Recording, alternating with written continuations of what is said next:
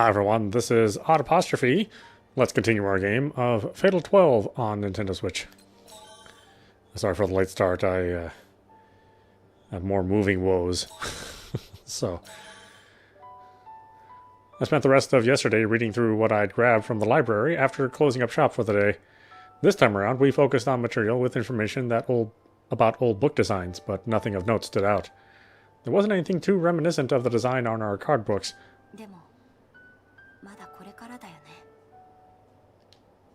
I never expected to find something right off the bat.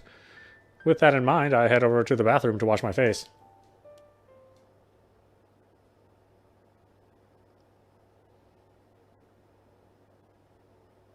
Scale finally rounds us up 2 days.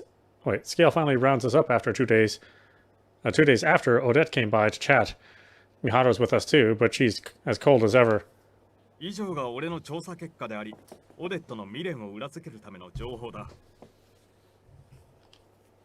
Scale closes his explanation with a heavy tone. He told us about Odette's past. Born on a family farm, her mother passed away not too long after her birth. No one knows for sure whether or not the despair of losing his wife drove her father insane. Regardless, it's a fact that Odette suffered abuse by his hand. Abuse she received not long after hitting puberty resulted in a particularly drastic consequence. Her body became unable to sustain a child. That reality must have crushed Odette. She left her father at the brink of death through the use of the tools on their farm before moving abroad. She made it a point to live by a port in order to erase her memories of farm life. There, she met a man in charge of a shipping company, which led to her spending most of her days at sea. The man took quite an interest in her, similar to how she considered him akin to a parent. Her hearty personality and knack for the job quickly led her to being regarded as a fine member of his crew. None on the ship were aware that Odette's recklessness was spurred on by a lack of attachment to her own life, though. Odette's regret only grew as she aged, but she made an effort to work hard and enjoy the present as much as possible.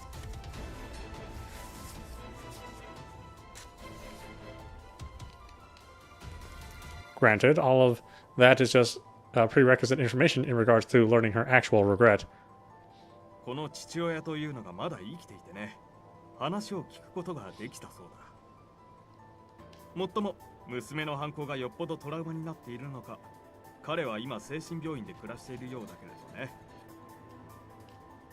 Miharu kept her head down the entire time Scale was talking.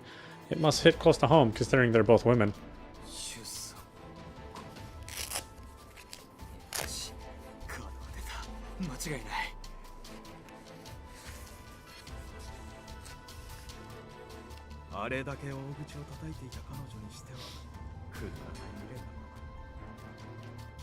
Scale mutters something to himself, but I can't quite catch it. More importantly, I finally got a hold of all her cards. Just looking at this new one has me giddy. I've done it, at last. I try my best not to grin like an idiot.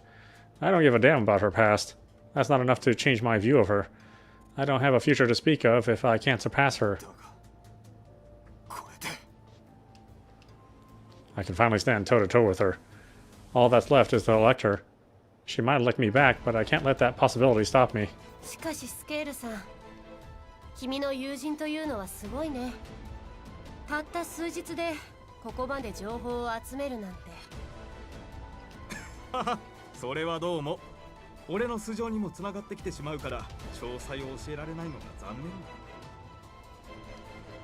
Miharu responds with a quiet nod. She looks pretty exhausted, now that I take a proper look.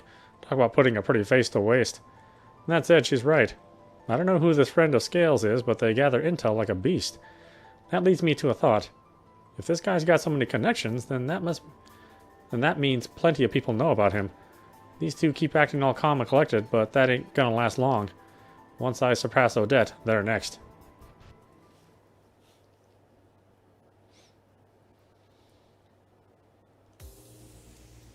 Saturday rolls around without anything resembling progress for us. I do what I can to reach the truth about Divine Selection, but there's far too much information about there regarding design concepts and such. Doesn't help that I'm not too familiar with history in the first place. Part of me is ready to give up. I tried taking a picture of my card book and doing a reverse image search, but nothing worthwhile popped up. I'm honestly starting to feel like I'm at my limit, but I can't just throw in the towel. If I can't think of any other methods, then I should stick to this way for now. リータン、ちゃんと寝てる？一元と二元はちょっと寝てた。うちみたいな返事だね。Keeping the store open has inevitably led me to losing sleep. そうか、常連さんなら。My thoughts become words before I even realize it. The regulars at Lionhouse have all manner of jobs. Plenty of elderly people too, so one of them might know something. I know I don't have the luxury to stop now, which helps keep my priorities in check. ダメだこりゃ。Mal's exasperated voice helps me in much the same way. 三島先輩はいらっしゃいますか？お、ナオリン。美晴は今日は休みだよ。Miharu's absence has been growing more and more frequent. She can't afford to miss too many days due to her scholarship, but I'm sure she's aware of that without me having to point it out. そうですか。もう帰りだよね。どうだい？久々にライオン館に行くかい？マオが聞くの？まあいいけどさ。いえ、とっても嬉しいお誘いなんですけど、今日はちょっと用事があるので。あいよ。じゃあ今日はうち一人で行くねん。Naomi offers an apologetic bow before leaving the classroom. Mal's coming to Lionhouse though, so this will be the first time in a while that we both leave school at the same time. As for Naomi, she seems somewhat different today, especially considering how nervous she tends to be whenever she visits our classroom.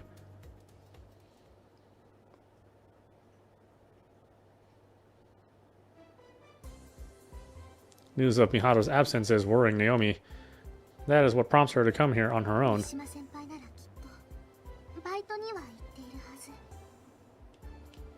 Naomi heard about how much Miharu worked from Rinka. That led her to assume that Miharu would have regular shifts scheduled, even in their situation. Coincidentally enough, Naomi comes across Miharu the moment she enters.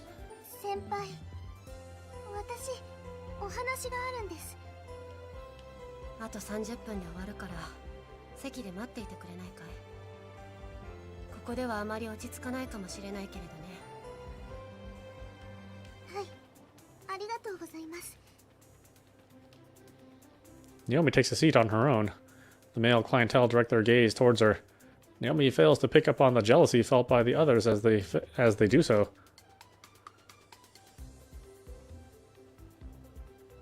Roughly half an hour later, Miharu returns in her school uniform and plops down in front of Naomi. Time has flown by for Naomi because she had her face buried in a book the whole time. Miharu isn't comfortable discussing things with Naomi at her workplace, as opposed to somewhere like Lionhouse, but excuse me, but she also knows she has no real alternative. Naomi raised a few quick glances at the other customers, confirming that neither Scale nor Federico are present.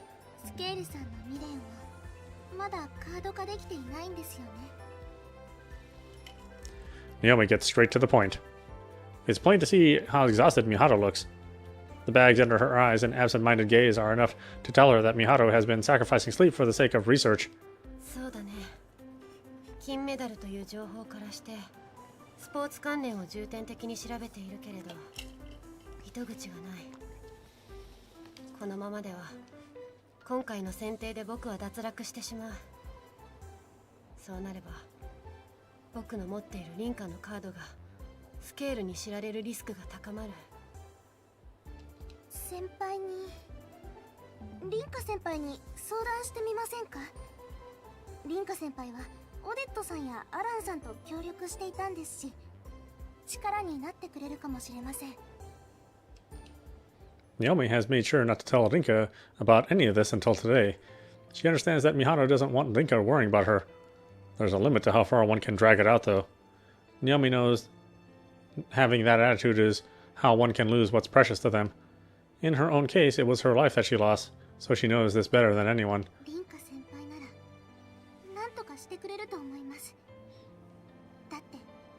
私のことも助けてくれたから。それはダメだ。凛花に心配をかけるわけにもいかないし、凛花の情報が他の参加者に知られるデメリットが生まれるかもしれない。Miharu's immediate answer pains Naomi. She casts her head down, shaking it multiple times. She doesn't want her feelings to pour out all at once. She wants to explain things bit by bit. That's why she takes her time before looking back up at Miharu. そうじゃないです。リスクとかデメリットとかそういうのはもういいです。私だって先輩が危険な目に遭うのは嫌です。でもそんなのお構いなしに、失いたくないもののためどうにかしてくれるのが凛花先輩です。本当は私も凛花先輩が頑張る姿を見ているのは辛いです。もっと力になれたらってずっと思っています。でも三島先輩がいなくなって悲しんでいる凛花先輩を見る方がきっともっと Naomi's words take Miharu back. They remind her of Rinka's despair over losing Naomi. Miharu opted to work with Scale to eliminate Yu precisely because she couldn't handle seeing Rinka like that. However, Rinka put herself in significant danger to eliminate Yu. That's why Miharu is resolute in not wanting to allow that to happen again. But that's not all. The relief she felt over Rinka's joy that Naomi was alive was undeniable. The foundation of Rinka's happiness had become clear to her. それでも僕は凛花の命と自分の命を天秤にかけた時、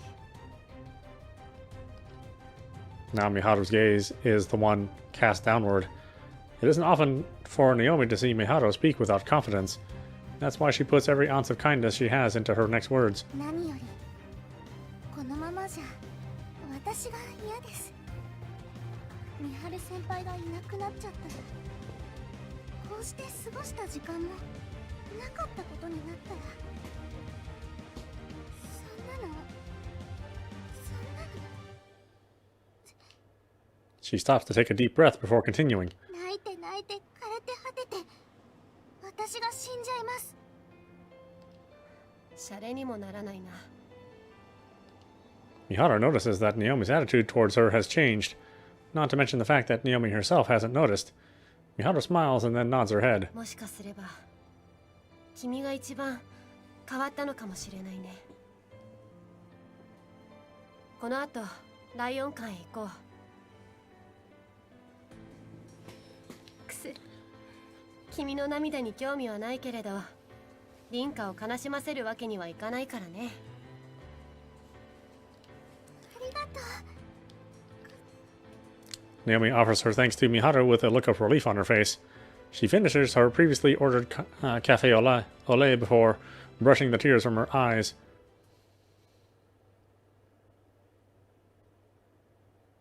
They make their way to a Linehouse together after that. The lights are off too. まだ閉店時間には早いのに。 This feels suspicious to Naomi, who had overheard Rinka and Mao's conversation earlier in the day. Part of her begins to worry that something's happened.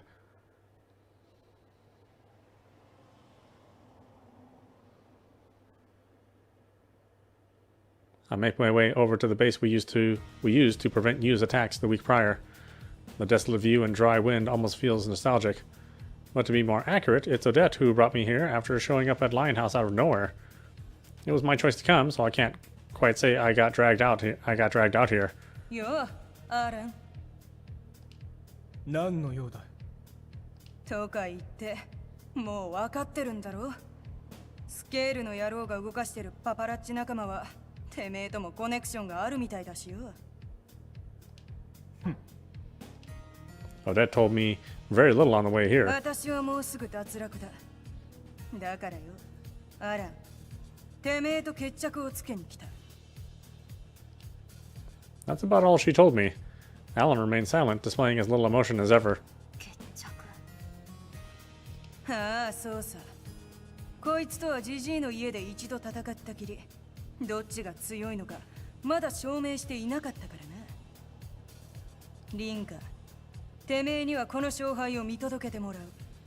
先におねんねした方が負けだ。ま、勝つのは私だけどな。僕と戦う。僕が貴様の挑戦を受けるとでも。何もメリットがない。あの時は必要だったからそうしただけだ。理由なんていらねえよ。一度きりの人生。私たちにとっちゃその言葉は皮肉でしかないが、楽しまなきゃ損だぜ。それにもし背中を向けて逃げるってんなら、それはそれでてめえが再起不能になるだけだ。最後なんだ。ちった付き合ってくれよ、お坊ちゃん。 The cold tone through which Odette's words are delivered frightens me. I may know that she's easy to talk to now, but that cold-headed attitude of hers is still scary. Maybe this is the killing intent that gets mentioned in books and films. There's one thing nagging at me, though. オーデットさんが脱落？何を驚いてるんだ。いや、だってそんなオーデットさんが。 There's no way I wouldn't be surprised. Miharu has told me plenty about both Federico and Scale, but I never thought they would be able to eliminate her. She may tread a thin line at all times, but I can't imagine her making a misstep. In fact, she's more likely to run full speed ahead, laughing all the while. この女に同情しているのか。君らしいな。そういうわけじゃないけど。てめえもこいつには随分甘い口調だよな。I honestly find it hard to believe that she's going to be eliminated next based on her composure. She brought it upon herself to say that this is her last chance, though. She must be fully prepared for what lies ahead. Odette's going to die. She's my enemy. I know that much, and yet I can't help but remember how we stopped you together and brought Naomi back. 私、スケールさんの未練を知ってる。だからなんだ。私は助けてもらった。だからせめて。だからなんだってんだ。 Odette glares at me. Her tone is dark. That alone prevents me from saying anything else. 私を侮辱するつもりだったら、てめえからやってやろうか。そんなんじゃ。お人よしも大概にした方がいい。僕がいることを忘れているのか。スケール・ジョーンズの未練は僕も欲しいカードだ。力ずくでも教えてもらおう。そうかい。そこまでてめえは理由にこだわるってわけだ。I gradually come to understand what they're talking about. My own exclamation has served as the spark Alan requires. He said he had no reason to fight Odette, but now he does. 守ってやるよ、クソガキ。目的があるならば、僕はためらわない。Defeat Odette and get information regarding Numeral 9's regret out of me. That's the goal he has set his sights on.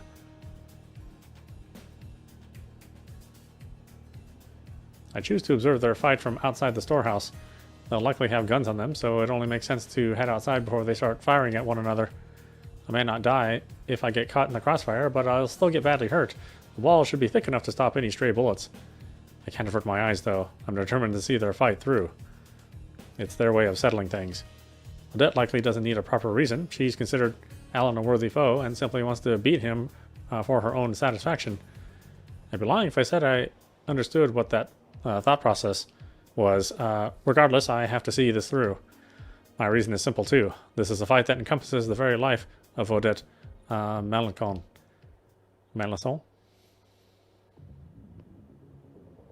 30 minutes later, the fight shows no signs of ending.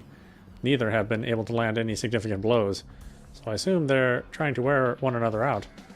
Their intent is made clear by each and every action. I can't seem to take my eyes off them, not even for a second. I have no interest in martial arts and stuff, but I guess I understand the appeal of competitive fighting if it's as entrancing as this.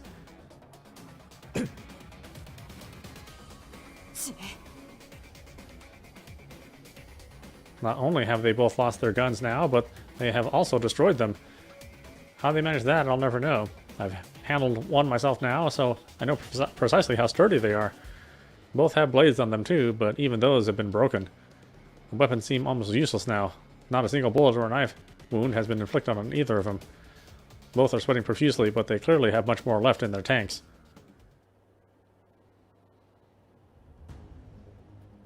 Another 10 minutes pass. The exhaustion must have hit both of them at the same time, judging by how the nature of their fight changes. They are now keeping their distance from one another, as opposed to constantly rushing in like before. Odette is the first to step in and attempt to drag the fight out of the stalemate it has reached. She must have put all her meager energy she's recovered into her act. She launches a massive kick at him outside of his blocking range. He manages to avoid it, but albeit barely. Following that, his fist connects with Odette's face, or so it seems. She uses her forehead to take the brunt of his blow. His expression makes it clear that he's reeling from pain, which Odette takes advantage of by kneeing him straight in the solar plexus. She keeps up a relentless assault following this, not allowing the opportunity to go to waste. Each blow is ferocious enough that I'd be knocked out cold after one hit, but he's taking every single one of them. He must have been biding his time while taking the hits because he finds the right moment to claw at Odette's neck. One can't build up muscle in their throat, so the resulting damage is clear. She comes to a complete halt for a brief second, and now Alan launches his own attack. While Odette's assault was akin to a wild beast's, Alan's is more serene. There's a rhythm to it, almost like a dance. His movements are completely different from before. Not like Odette is simply allowing herself to be attacked either. She isn't dodging or blocking the incoming blows. She's biting at them. The more blood that flows, the harder and deeper she bites.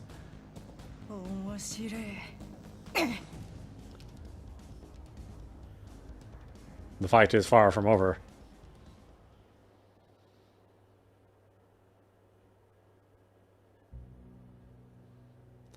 The street begins to empty out around 10 p.m. Meanwhile, Naomi and Miharu are waiting in front of Lionhouse for Rinka's return. It's far more humid at night during June than it is cold. There's no response from Rinka in any messages sent, and phone calls are met with a response that her phone is off. いい加減帰ってもいいんだよ、羊さん。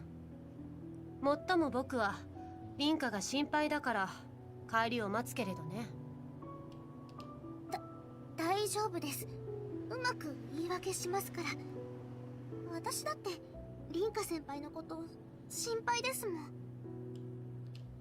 Miharu silently nods in response. リンカも大変だな。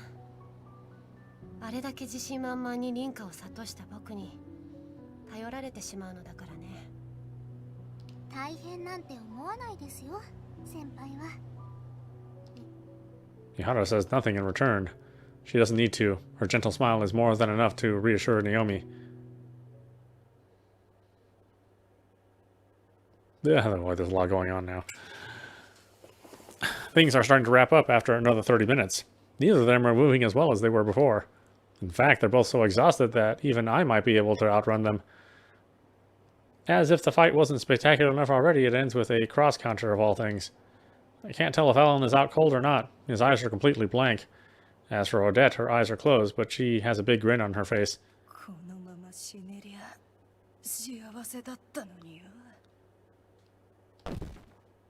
With that said, she lets herself fall unconscious. Alan watches as she does so. It's hard to tell what he's thinking. And then he collapses too. I rush over to both of them. They're out cold, but they're still breathing. I guess exhaustion has finally forced their bodies to shut down.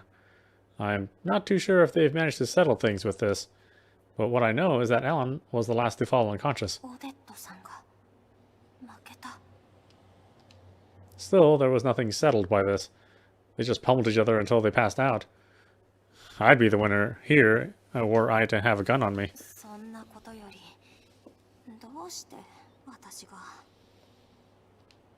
I probably have to tend to their wounds now that it's ended like this. I ended up having to rely on my memory to find the nearest convenience store. Once I do, I grab a first aid kit, some food, and some water to bring back. The journey there and back takes around an hour. Odette's gone by the time I get back. She must have left the moment she woke up, despite having no energy whatsoever. She's crazy.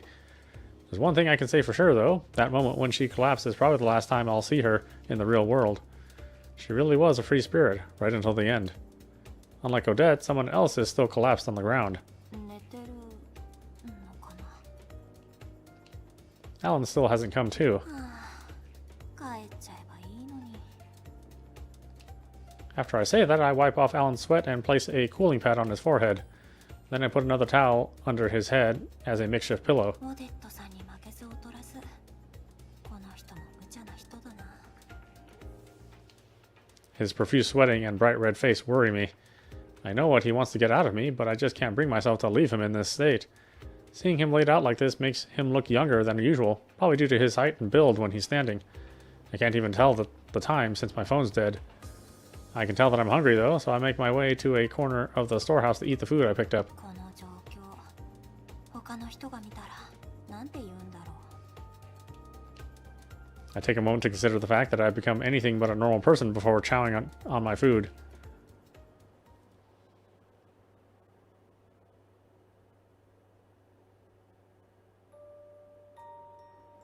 Alan finds himself dreaming. It is the first time he's had a dream unrelated to the Court of Fate in a long time. You're always so reckless, you know that? It's a dream entwined with his past, a past of great importance.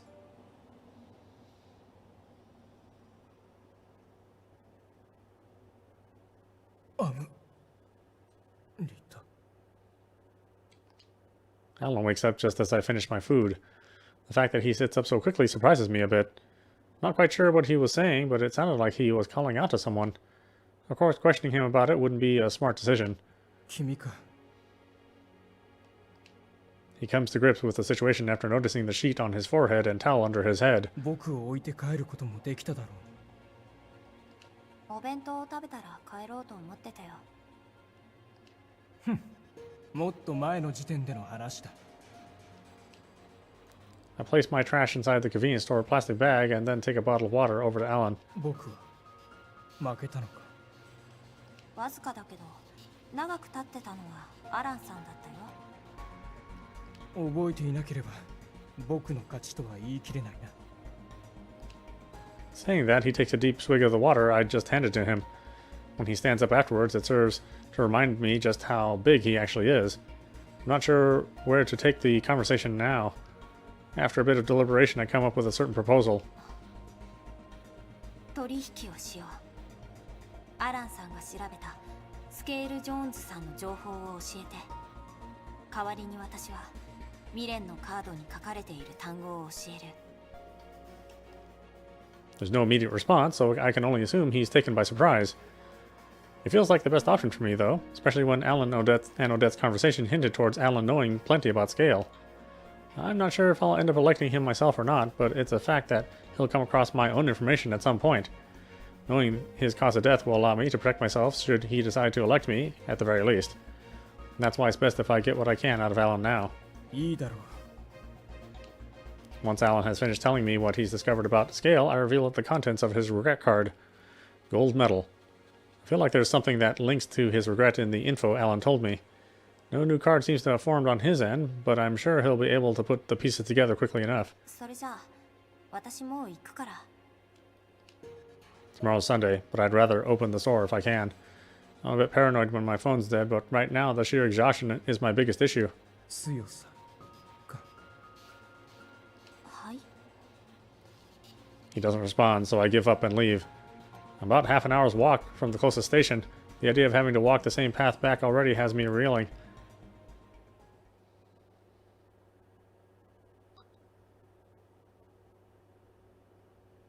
It's 1 a.m. Shinjuku may be a major stop in Tokyo, but the last trains don't run much later than this. Meanwhile, Mihato and Naomi are still waiting in front of Lionhouse for Rinka's return. 先輩、戻ってこないですね。こうなると心配を通り越して、彼氏さんとかと一緒にいたりって考えちゃいます。今日は土曜日ですし、先輩にお付き合いしてる人がいるかどうかって聞いたことないですし。羊さん。はい。そのくだらない想像は今すぐやめてくれないかい？ Naomi feels a chill run down her spine.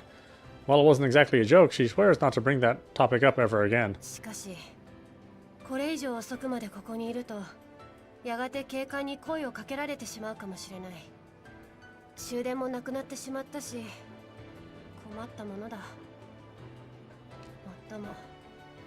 日付でいう今夜に僕がこのまま死ぬのであれば、帰ろうが帰る前がもうどちらでもいいね。あるいは民家へ向けた遺書を書き始めた方がいいのかもしれないね。みはる先輩。 Naomi fails to find the right response to match how deadly serious Mihato seems. It doesn't help that she feels responsible for the situation too. Mihato could have used the time to possibly find information about Scale had she not suggested relying on Rinka. Those memories may disappear should Mihato be eliminated though. Even if they don't vanish completely, they will become far too blurry to recall, more so than even her earliest childhood memories. This even applies to when the two of them let their feelings clash. The idea of losing that experience scares her. 大丈夫です。先輩なら。 Naomi's voice is audibly quivering. Both know her faith is entirely unfounded. 君は泣き虫だな。その素直さは時折羨ましくもあるよ。 Mihato feels at peace for reasons she cannot understand. If what she's currently feeling towards Naomi is similar to how Rinka feels, then she might just... The sudden voice takes Naomi and Mihato by surprise. みはる、ナオミ、こんな時間になんでうちの前にいるの？先輩。 Naomi dashes over to Rinka without a second thought. Rather, she attempts to before tripping over her own feet. それはこちらのセリフでもあるね。まさか男性といたということはないのだろう。途中まで男の人といたけど、ってなんで知ってるの？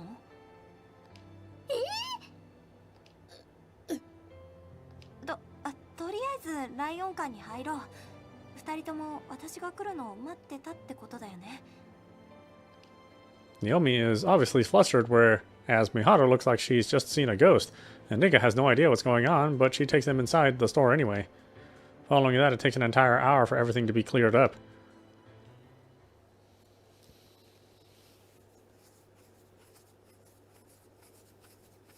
ごきげんよう。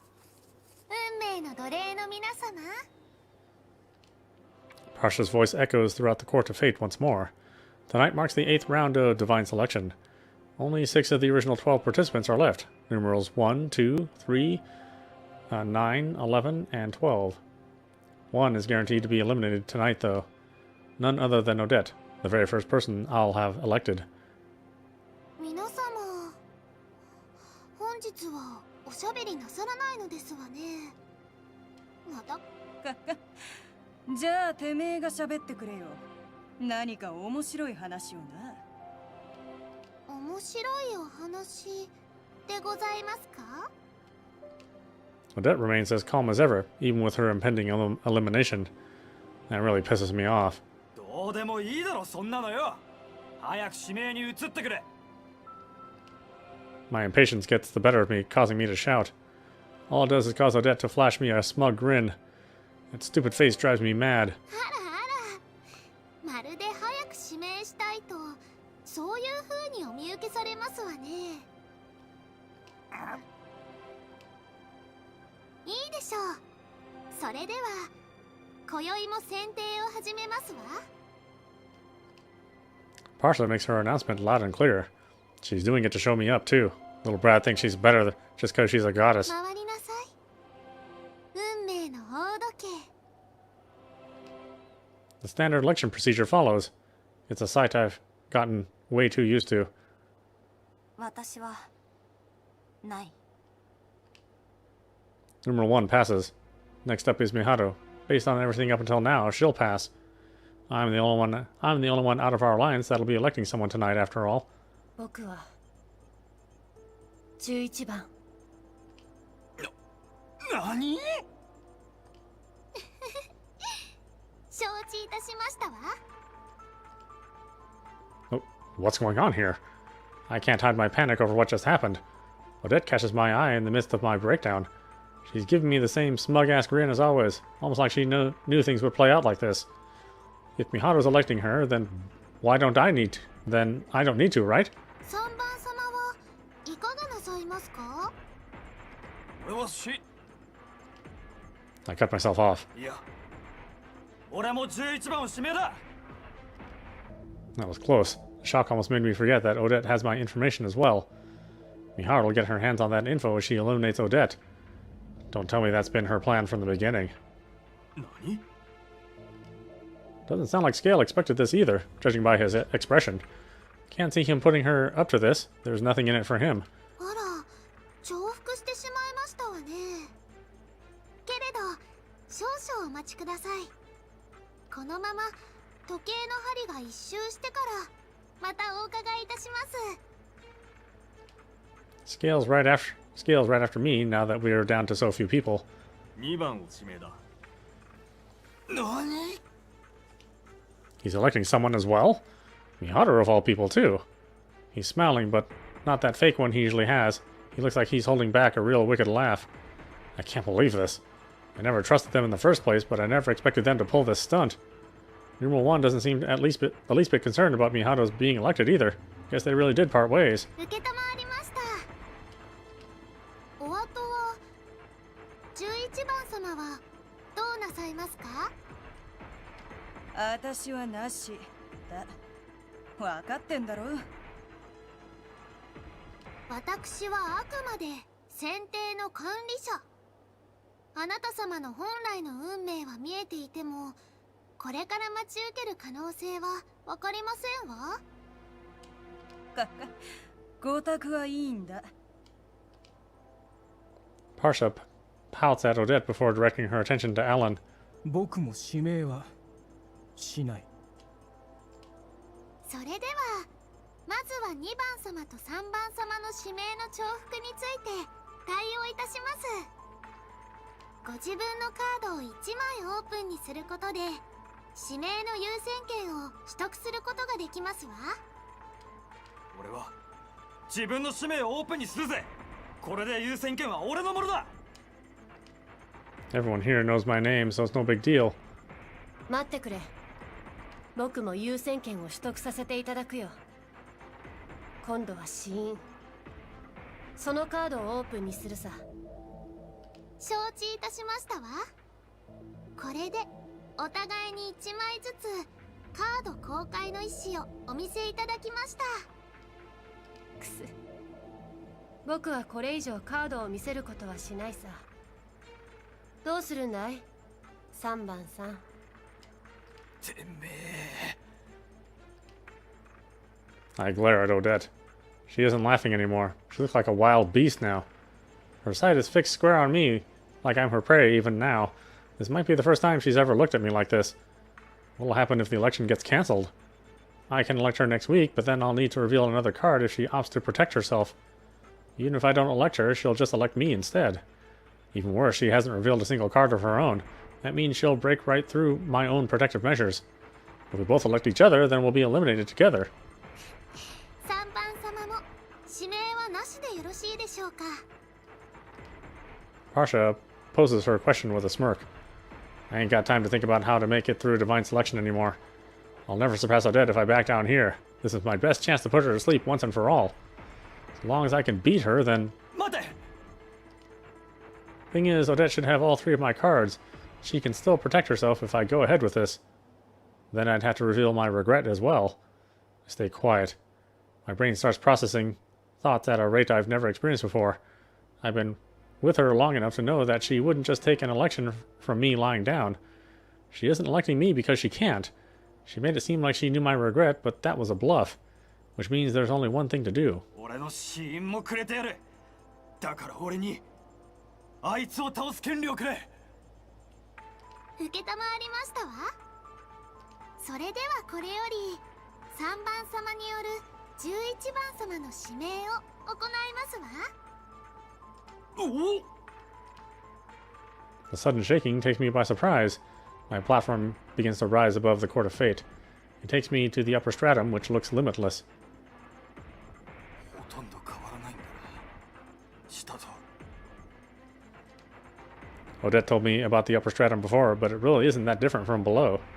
All that's changed is only me and Odette are here, standing opposite one another. Just the two of us, rising together. まさかてめえに指名されちまうとはな。強がりのつもりか。少しはビビってみせろよ。これから死ぬんだぜ、あんたは。何を言ってる。私もてめえももともとすでに死んじまってるんじゃねえか。怖がることなんてありはしないさ。ゲームに負けちまって悔しいな。その程度だ。最後だから言っておくぜ。てめえと駆け回るのは退屈はしなかったさ。まあどちらかといえば楽しい日々だった。Odette sounds solemn as she says this. 楽しいかそうじゃないか二択なら楽しい方に傾く。あんたと飲むワイン。てめえ何釣られてやがるんだ。とにゃめえな。裏切りなんて向いてねえんだよ。いや最後にしんみりとしたフェデリーコ君っていう面白いもんを見させてもらった。この野郎。あらあら、仲良しさんですわね。どこから。 I completely forgot about Parsa thanks to Odette. 女神の選定では皆様、因果の時という運命の糸でつながっています。これまでも今までの選定の際もあなた方のように仲良しさんたちはいらっしゃいました。私、その瞬間を見るのがとても心地よいのですわ。いい趣味してるな。ありがとうございますわ。勘違いするな。俺たちは別に仲良しなんかじゃねえ。利害関係で繋がっていて旨味がなくなったからこいつを脱落させるってだけだ。あらあら、素直じゃありませんね。うっせえ。いいからとっとと指名させてくれ。そうですわね。今宵はもう一組指名がございますし、あまり時間をかけてもいられませんね。 My card book starts to glow as she says that. All my cards pop out and start floating in front of me. Odette told me how the election process works, so I don't hesitate. All I need to do is pick out her 3 cards. 指名オデット・マランソン。最後にてめえに一つ聞いておきたいことがある。I say she was crushed to death and died of blood loss. 私はよ、人生を楽しむために生きてきた。てめえは何のために生きたいんだ。俺は Her question causes me to stop for a moment. It doesn't take long for me to answer, though. 生きるのに理由なんていらないだろ。そうかい。てめえも案外履き違えちゃいないってわけだね。ざれ言だな。あんたらしくない。未練、出産。 All 3 cards float away from me once I pick them out. Once they reach the middle of the Court of Fate, they come together and form a triangular shape. The light surrounding them gets bigger and bigger until it eventually envelops the whole area. As for Odette, she looks more at peace than I've ever seen her before. Damn it all.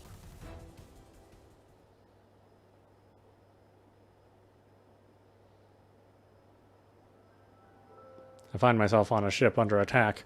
A bunch of old-fashioned pirates were responsible. The ship was packed to the brim with weapons and illegally obtained jewels and crap, so they were probably here for them. Of course, the shipping company would never lose a single boat, not with Odette Melanson at the helm. Things were different this time around, though. Not only were the pirates working together with a group she wasn't on good terms with, but they planned on sinking the ship and killing everyone on board, too. There was no way out when you were surrounded by 8 ships. All of Odette's crewmates were dead. Of course, they took plenty of the pirate crew down with them. The ship itself looked like hell on earth. There just happened to be a man from the Italian mafia on board too. Odette was aware of that and the fact that he was currently on the run. Just then, a massive shock rocked the ship. It began to break apart due to the damage it had received. Odette judged others based on their skill with the high seas. To that effect, the mafioso was nothing more than your average Joe. Part of the decking that had broken off was launched right at him, and it was none other than Odette who used her body as a shield. That was a fact that she would never admit to, Even if she survived, she would just chalk it up to coincidence. The undeniable truth, however, was that Odette used her own body to protect that mafioso.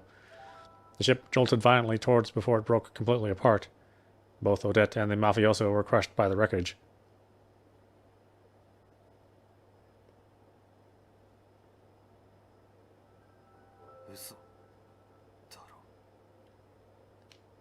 I find myself clutching my chest when I regain my consciousness. My heart's throbbing like mad. I'm sweating buckets despite it only being a dream. I saw the exact moment of Odette's death. I can't believe it. She...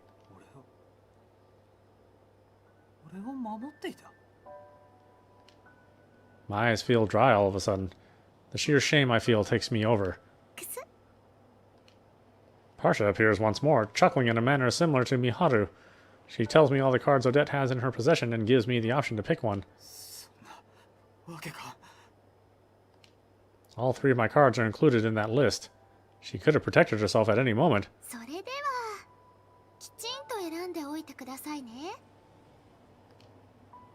My platform begins to descend as Parsha's voice fades.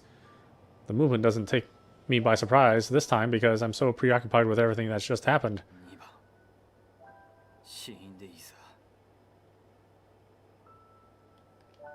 How ironic that the card I pick is the one Miharu is going to reveal anyway. Doesn't matter to me anymore, though. Odette gave her life to protect me. She even had all my cards at her disposal, yet she never tried to block my election. And I'll never be able to find out why. I'm the one who eliminated her, but...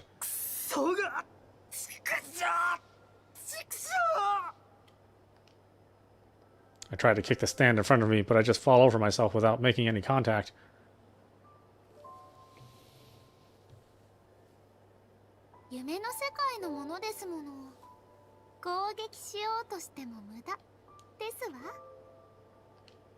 Parsha, who has returned to the lower stratum at some point, speaks to me with a grin. She really pisses me off. Everything pisses me off now.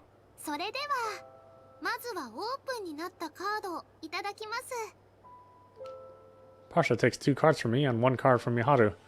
The participant's card book begins to glow, except for mine. I got Miharu's card when I eliminated Odette, so there's no reason for mine to react. I doubt anyone can hear me at this point. My emotions are shot and they're falling deeper and deeper down this bottomless world.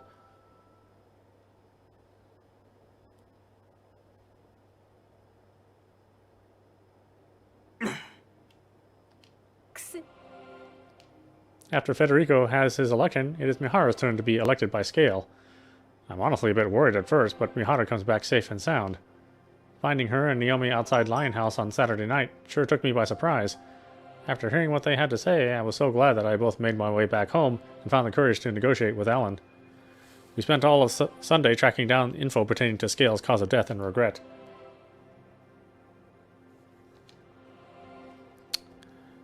It shouldn't have been too hard because we already knew the information on the cards themselves, but it still took almost all day. I doubt I wouldn't have been able to manage it without Miharu and Naomi's help. They should both be sleeping besides me in the real world right now. I could have elected myself, but I didn't because it would risk Miharu losing her own means of protection. That in turn increased the risks of the other participants getting a hold of more information, but remained the safest option.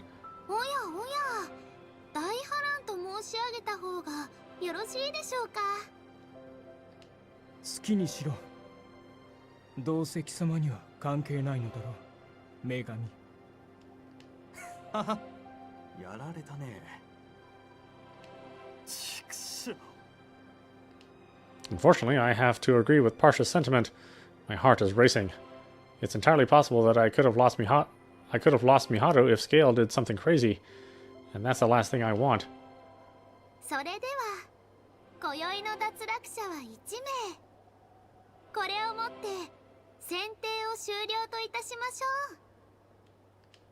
Divine selection ends with Parsha's farewell. My consciousness makes its way back to my body in the real world. But I don't go back empty-handed. It's nothing but a simple idea for now, but a certain possibility has made itself known to me.